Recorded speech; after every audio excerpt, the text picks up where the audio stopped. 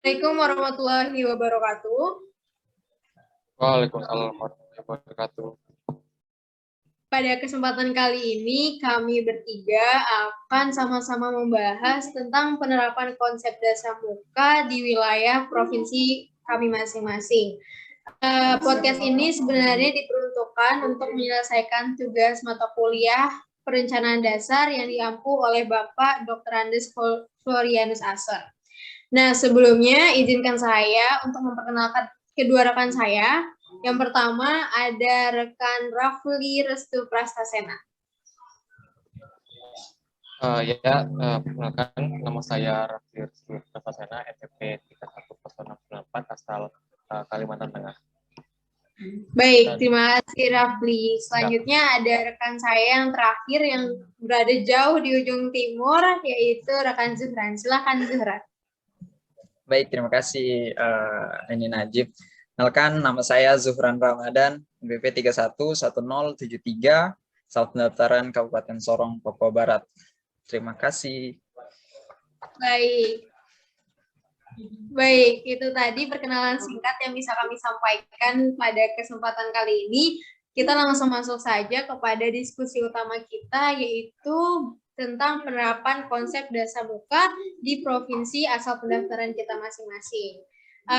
Sebelumnya, seperti yang kita ketahui bahwa manusia adalah makhluk berpikir yang memiliki cara berpikir dengan 3 komponen utama, yaitu penalaran, perasaan, dan kehendak.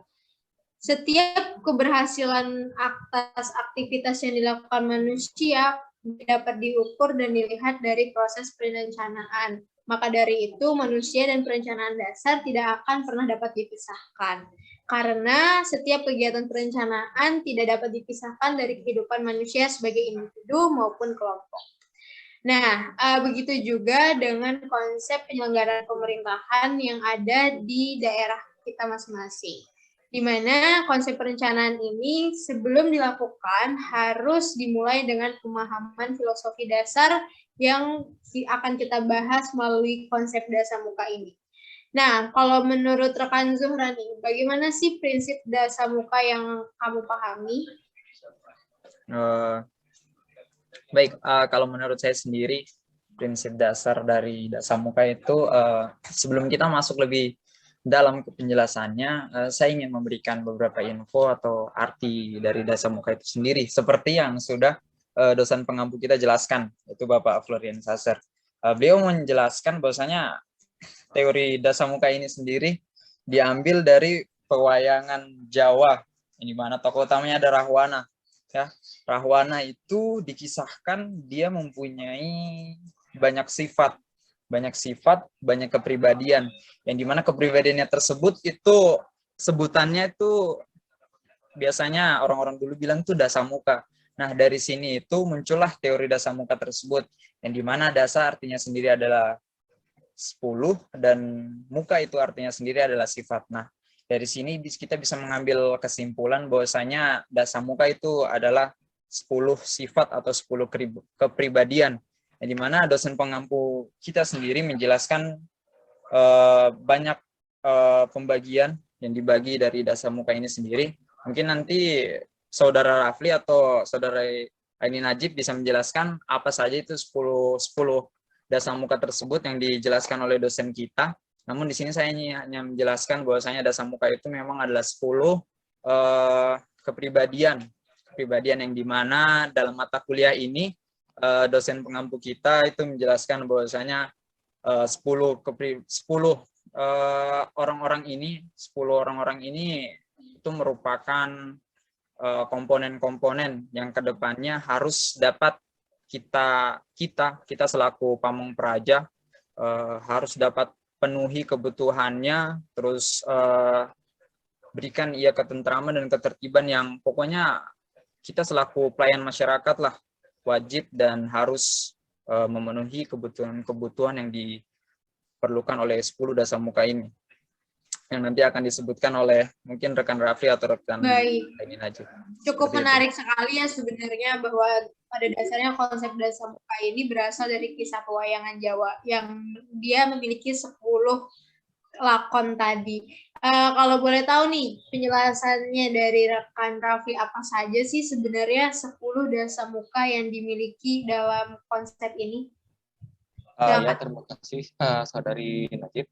Jadi, dosen kita, Pak Florianus Nasar, sudah menjelaskan dikaitkan dari pengertian dasamuka dan dihubungkan ke matematika perencanaan dasar. Jadi, 10 dasamuka ini ada 10. Yang pertama itu dasamuka sebagai makhluk ciptaan Tuhan. Yang kedua itu ada dasamuka sebagai manusia. Yang ketiga dasamuka sebagai penduduk. Keempat dasamuka sebagai masyarakat. Kelima dasamuka sebagai bangsa. Keenam dasamuka sebagai warga negara. Ketujuh dasamuka sebagai rakyat. Kedelapan dasamuka sebagai warga dunia. Kesembilan dasamuka sebagai produsen, dan yang terakhir dasamuka sebagai konsumen. Ya, mulai dari yang pertama itu, dasamuka sebagai, saya akan mengambil contoh yang nomor 1, dasamuka sebagai makhluk ciptaan Tuhan, yang pada hakikatnya manusia adalah peran atau fungsi yang harus dijalankan oleh setiap manusia. Kata manusia itu berasal dari kata manu, dan dari bahasa Sanskerta atau mens, dari bahasa Latin yang berpikir, berakal budi, atau bisa juga dikatakan homo, yang juga berasal dari bahasa Latin. Dan hal yang terpenting dalam membedakan manusia dengan makhluk lainnya, yaitu mereka diberikan akal, pikiran, perasaan, dan keyakinan oleh Tuhan untuk mempertinggi kualitas hidupnya di dunia. Kemudian manusia merupakan ciptaan Tuhan yang Maha Esa, yang memiliki derajat yang paling tinggi di antara ciptaan-ciptaannya yang lainnya. Dan yang poin pertama ini, manusia disebut sebagai makhluk yang paling sempurna di antara yang lain. Tuh, manusia memiliki tubuh yang indah, lengkap dengan fungsi-fungsinya. Raga yang kuat, otak yang bisa berpikir secara jauh dan tajam, sifat dan karakternya beraneka ragam. Ya, mungkin itu saja saya kasih contohnya. Mungkin gimana, Saudara Najib? Baik, sebenarnya konsep dasamuka ini kayak begitu terlalu luas sampai bisa kita jabarkan menjadi 10 peran yang kita mainkan dalam lakon kita inilah ibaratnya. Konsep dasamuka ini sebenarnya bisa kita ibaratkan seperti lakon yang diperankan oleh subjek, di mana kita harus menjalankan kewajiban dan kewenangan kita sebagai seseorang, sebagai sesuatu dalam berbagai peran yang ada yang kita emban. Kalau misalkan kita coba tarik konsep dasamuka ini ke peran pada kewenangan pemerintah masing-masing, mungkin cerita-cerita dari setiap daerah punya konsep yang berbeda-beda kalau misalkan kita kaitkan dengan konsep dasamuka ini. Saya mau dengar sih gimana sih konsep dasamuka yang dipilih di Provinsi Zuhran, yaitu Provinsi Papua Barat. Boleh dijelasin Zuhran gimana konsep dasamuka di wilayah kamu? Oke, jadi Papua Barat. Kalau bicara tentang Papua Barat itu orang-orang sana biasanya, Jokowi juga sudah bilang sih, Papua itu Indonesia mini, di mana kan banyak sekali tuh tahun 1980-an lah kira-kira. Itu Presiden Soeharto, pada zaman Presiden Soeharto itu gencar sekali namanya program transmigrasi. Oleh itu banyak sekali perpindahan-perpindahan dari Pulau Jawa, Pulau Sulawesi itu ke Papua untuk mengisi kekosongan yang memang masih kosong pada saat itu di Papua. Oleh karena itu banyak sekali budaya masuk, agama masuk, pokoknya hampir semua nilai-nilai kehidupan di Pulau Jawa maupun Pulau Sulawesi itu masuk semua di Papua. Nah, dari situ saya ingin mengambil salah satu contohnya adalah dari sisi agama, di mana agama di Papua Barat, khususnya di kota saya, kota Sorong itu hampir ke-6 agama yang diakui di Indonesia itu ada semua.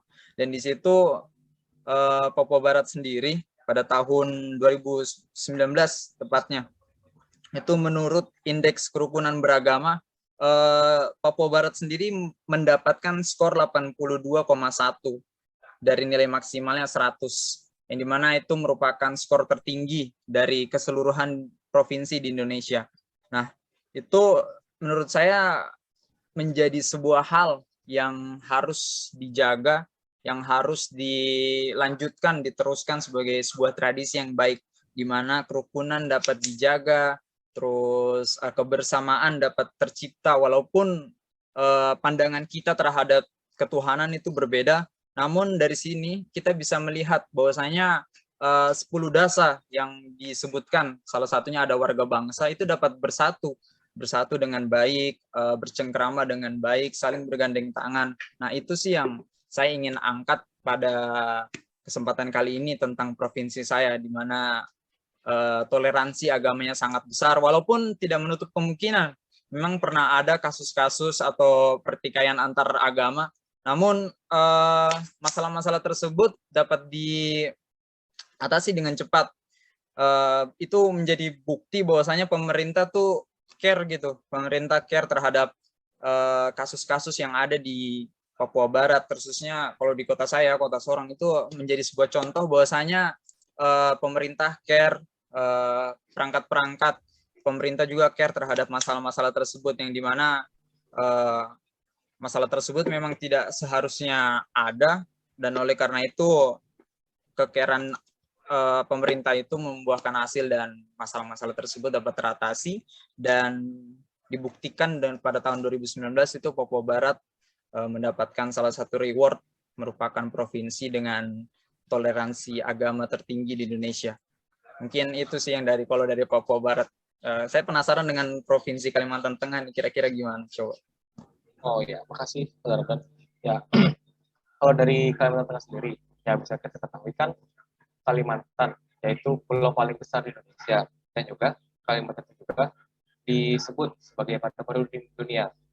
Nah, pada kesempatan kali ini saya akan membawakan sumber daya yang ada di Kalimantan Tengah ini. Dan jadi hampir seluruh anak suku bangsa yang ada di Indonesia dengan kepadatan penduduk sekitar 17 orang per kilometer persegi. Meskipun sudah banyak kebudayaan multi etnis dan multi budaya yang ada di provinsi Kalimantan Tengah, namun etnis awalnya yaitu suku Dayak. Hal ini menjadi karakteristik budaya yang khas masih melekat dengan kehidupan dan budaya masyarakat Provinsi Kalimantan Tengah. Subjek dalam pelaksanaan pembangunan daerah adalah sumber daya manusia. Kualitas sumber daya manusia juga diukur dari 3 komponen, yakni kualitas pendidikan, kualitas pelayanan kesehatan, maupun kesejahteraan perekonomian masyarakat. Dan dari ketiga hal tersebut dirumuskan dalam indeks pembangunan manusia yang dapat memberikan analisa maupun kajian keterbandingan kualitas pembangunan sumber daya manusia antar wilayah dan antar waktu. Fokus utama untuk meningkatkan kualitas sumber daya manusia adalah peningkatan kualitas pendidikan yang merata di seluruh daerah, terutama di kota saya, Palangkaraya. Sambil juga meningkatkan kesadaran masyarakat tentang membaca tulis dan pentingnya informasi ilmu pengetahuan. Pembangunan di bidang kesehatan juga merupakan investasi dan kaitannya untuk mendukung peningkatan kualitas sumber daya yang berkualitas dan pembangunan ekonomi. Ya mungkin saya mau ngambil contoh aja di kota saya sendiri kan, dan bisa dibilang kota saya, Kota Palangkaraya ini masih dibilang kota berkembang yang mau nggak mau harus banyak pembangunan dan banyak perbaikan juga. Nah, maka dari itu dengan adanya kemajuan infrastruktur diharapkan akan meningkatnya sumber daya manusia yang ada di Kalimantan Tengah. Kemudian sumber daya manusia adalah merupakan salah satu aset dasar dalam pencapaian pembangunan nasional melalui peningkatan dan pembangunan juga. Sehubung dengan hal itu, daya saing sumber daya manusia memiliki hubungan dengan kualitas masyarakat Provinsi Kalimantan Tengah dalam pelaksanaan pembangunan di berbagai sektor perekonomian daerah. Sumber daya manusia yang berdaya saing secara otomatis akan meningkatkan ketercapaian visi dan misi pembangunan daerah serta mendorong tercapainya target pada segala aspek pembangunan. Ya, mungkin cuman itu saja yang bisa saya sampaikan tentang daerah sendiri. Mungkin bisa dilempar ke Saudari Najib. Baik, cukup menarik sekali kita bisa dengarkan bagaimana peristiwa yang ada di dua provinsi kita. Apalagi kalau misalnya kita bahas manusia, pasti nggak jauh-jauhnya dari masalah pembangunan yang tadi diceritakan oleh rekan kita Rafli Restu. Tapi yang paling menarik lagi itu adalah cerita dari Zuhran tentang toleransinya. Manusia dengan toleransinya itu adalah sebagai bukti bahwa manusia bisa merefleksikan dirinya sebagai makhluk ciptaan Tuhan, sebagai warga bangsa, sebagai warga dunia yang sebenarnya memang harus memiliki kriteria toleransi itu tadi, saling asih, kembang asih. Ya, itu menurut saya merupakan salah satu penerapan konsep Dasamuka di mana kita sudah bisa menginterpretasikan identitas kita begitu. Yang paling menarik lagi nih kalau misalnya kita bicara masa pembangunan, Presiden Jokowi kan dulu pada masa kampanye tuh sangat gencar-gencarnya untuk membahas pembangunan di Papua Barat. Kalau misalkan kita tarik lagi dengan konsep Dasamuka yang salah satunya tentang produsen dan konsumen, gimana sih cerita di Papua Barat tentang pembangunan berkelanjutannya? Baik, kalau tentang pembangunan di Papua Barat ya, sebenarnya kalau saya ambil contoh saya kalau di Kota Sorong ya. Kota Sorong itu dia pembangunannya lebih ke sektor jasa sih, jasa. Kenapa saya katakan demikian? Karena kalau kita mau bicara tentang pariwisata itu kayaknya lebih tepat deh. Lebih tepatnya itu kalau saya bicaranya tentang Raja Ampat. Namun saya sendiri di Kota Sorong, nah dia itu lebih ke sektor jasa, di mana bandara paling sibuk kedua di Papua itu ada di Sorong, yaitu Bandara Sorong. Nah itu yang merupakan pintu masuk dari Papua itu sendiri. Oleh karena itu pembangunan ekonomi di Papua Barat khususnya itu lebih menjorok ke arah jasa, terkhusus di Kota Sorong, di mana pelabuhan-pelabuhan itu lebih digencarkan untuk dibangun. Bandara tiap tahunnya pasti aja ada renovasi yang membuat pelayanannya semakin baik. Dan namun kalau untuk perjalanan darat mungkin masih agak kurang baik, seperti yang diberitakan itu Fortuner saja sampai menjadi angkutan umum, itu memang benar adanya. Namun masyarakat Papua sekarang lebih cenderung untuk naik pesawat maupun kapal sih kalau itu. Kalau dari sisi konsumennya ya, kalau dari sisi konsumennya lebih cenderung untuk naik pesawat ataupun kapal karena mengingat waktu yang ditempuh untuk perjalanan darat dan medan yang ditempuh untuk perjalanan darat itu saya rasa sendiri ya masih agak kurang bagus. Oleh karena itu mungkin itu saja kekurangan pembangunan di Papua Barat, karena memang di Kota Sorong itu penyedia jasa, kuliner lebih banyak segala macamnya. Nah, untuk sampai misalkan ada turis-turis nih mau ke Raja Ampat juga tuh pasti harusnya dari Sorong, nggak bisa langsung ke Raja Ampatnya tuh. Misalkan dari pulau lain lah, dari Pulau Jawa, nggak bisa langsung ke Raja Ampat. Nah, di sini Kota Sorong itu menyediakan jasanya. Nah, jasa untuk penyeberangannya, entah jasa mau naik pesawatnya, itu di situ. Itu salah satu contoh kecil. Namun kalau dari sisi konsumen mungkin ya itu sudah mulai berpindah dan mulai mencari alternatif yang lebih baik kalau di Sorong sih kalau menurut saya. Seperti itu. Sama halnya dengan Kalimantan Tengah yang kata rekan Raffi tadi, di mana Kalimantan Tengah pembangunannya juga masih berkembang. Gimana sih observasi dari kacamata seorang Rafli tentang Kota Palangkaraya dari sudut pandang pendidikan, kesehatan, tentang kemanusiaannya lah? Mungkin kalau dari segi pendidikan, dibilang masih berkembang juga sama. Kalau disandingkan dengan kota-kota besar seperti Jakarta, Jawa Barat, itu masih jauh pendidikannya. Karena apa? Tenaga dari gurunya sendiri aja masih kurang. Karena apa? Di sini juga guru kadang masih digaji sebatas honorer, kemudian ada beberapa tempat sekolah yang kekurangan tenaga kerja guru. Ya mungkin saya berharap aja sih, semoga pemerintah untuk kedepannya ini memperbaiki gimana pendidikan di tempat saya sendiri kan, semoga bisa lebih lancar dan bisa menandingi, kalau nggak paling nggak ya sebanding lah dengan pendidikan di kota Jakarta. Mungkin itu aja sih. Cuman kalau misalkan di sisi lain juga bagian-bagian pembangunan juga sama kayak perkantoran, masih banyak beberapa daerah yang akses jalannya yang masih rusak. Kemudian dan mau nggak mau menggunakan klotok atau kapal kecil untuk mengakses daerah tersebut. Ya mungkin cuma itu saja sih dari saya. Baik nih, terakhir nih kita bahas masalah konsep dasar muka. Ada satu yang paling utama, yaitu sebagai makhluk ciptaan Tuhan. Kalau misalnya kita bicara makhluk ciptaan Tuhan, kita nggak cuma bicara masalah manusia kan, tapi kita juga bicara masalah flora, fauna yang ya dalam ruang lingkup lingkungan. Nah, kalau misalkan di provinsi saya sendiri nih, di Provinsi Kalimantan Tengah masih banyak sekali isu lingkungan yang jadi permasalahan. Salah satunya yang acap kali terjadi yaitu perkara restorasi tanah gambut dan kebakaran hutan. Serta perizinan kelapa sawit. Itu ketiga hal tersebut sepertinya menjadi isu yang paling sering dibahas di provinsi saya, Kalimantan Tengah.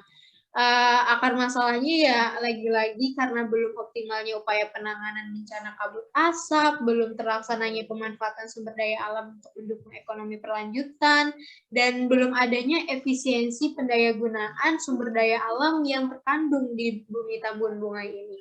Nah, kalau misalkan itu tadi cerita dari lingkungan yang ada di Kalimantan Tengah, saya mau coba dengar dong cerita tentang permasalahan lingkungan yang ada di Papua Barat. Coba, Zuhran, ceritanya gimana?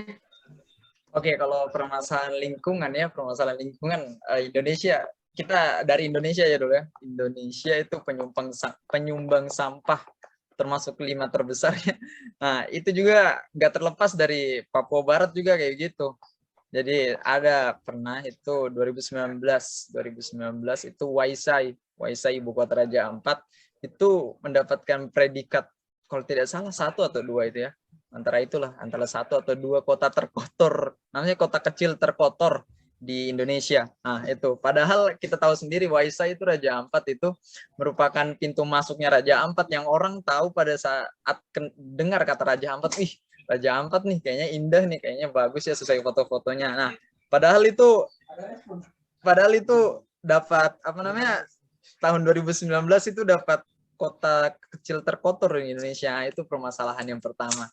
Nah, terus yang kedua itu permasalahannya kalau alam sih lebih ke banjir ya. Kalau Kota Sorong tuh banjir karena memang penggalian tanahnya yang kurang bagus dan jalan sudah kalau menurut saya sendiri ya, karena kan saya pulang sekolah tiap hari naik kendaraan, otomatis bisa lihat lah, apalagi kalau pada saat banjir saya juga merasakan di mana jalannya udah dibangun, terus dia punya tingkat kelebaran jalan dan untuk pembuangannya itu menurut saya tidak bagus lagi tuh, makanya seringkali banjir, hujan sejam aja tuh. Ada satu daerah namanya tuh kalau di Sorong bilangnya tuh kilo 10. Nah itu kilo 10 hujan 1 jam aja tuh, nggak usah 1 jam deh, setengah jam aja tuh langsung banjir tuh. Banjir untuk kendaraan mobil ya, kendaraan mobil itu biasanya bannya udah langsung tertutup sama banjir tuh. Itu permasalahan yang kedua. Tapi kalau bagusnya di Sorong tentang alamnya itu hutannya masih bagus, hutannya masih asri.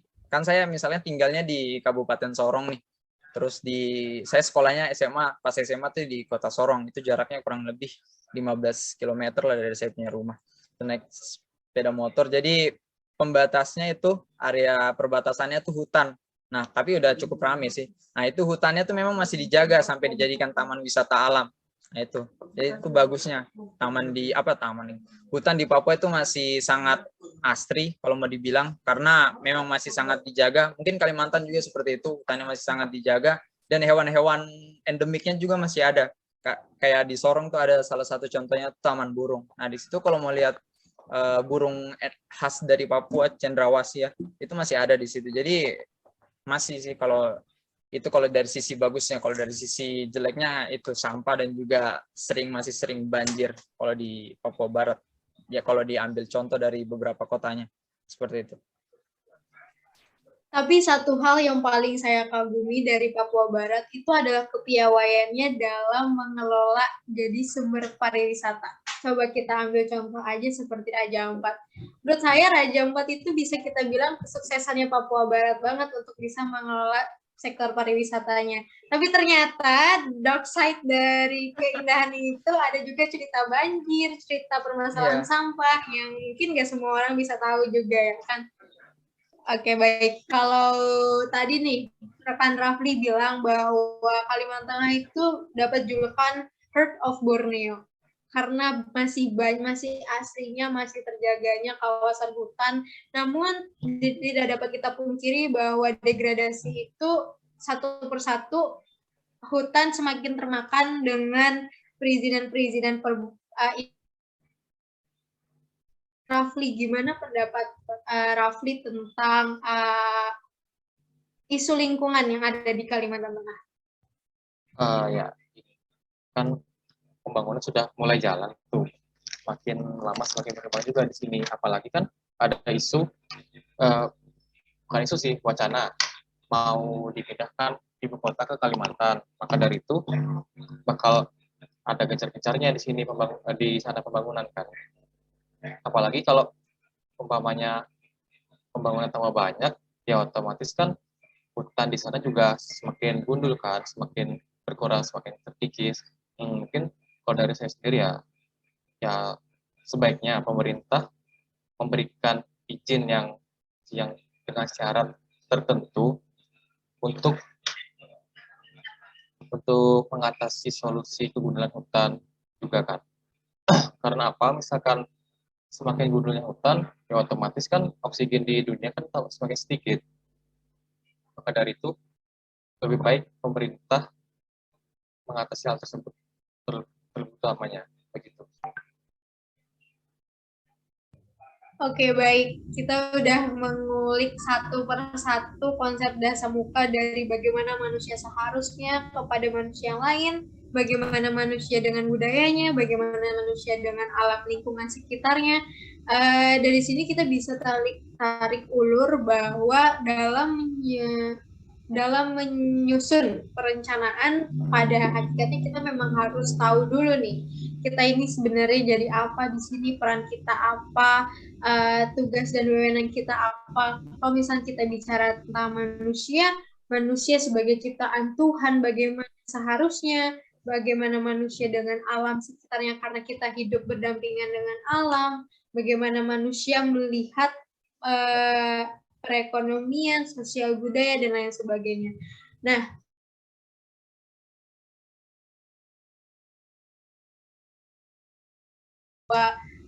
konsep Dasamuka ini sebenarnya menjadi wadah bagi kita untuk bisa mengenal siapa diri kita sebenarnya. Dan dari sini kita akhirnya bisa dapat menulis, mengerjakan apa hal-hal yang akan kita lakukan di masa depan untuk bisa menjadi seseorang yang lebih visioner lagi.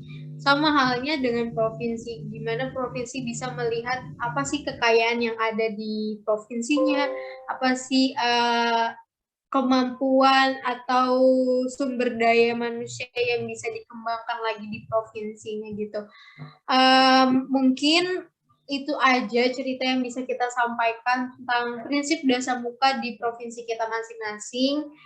Sebelumnya ada kalimat terakhir dari rekan-rekan sekalian. Coba Zuhran buat kalimat penutup.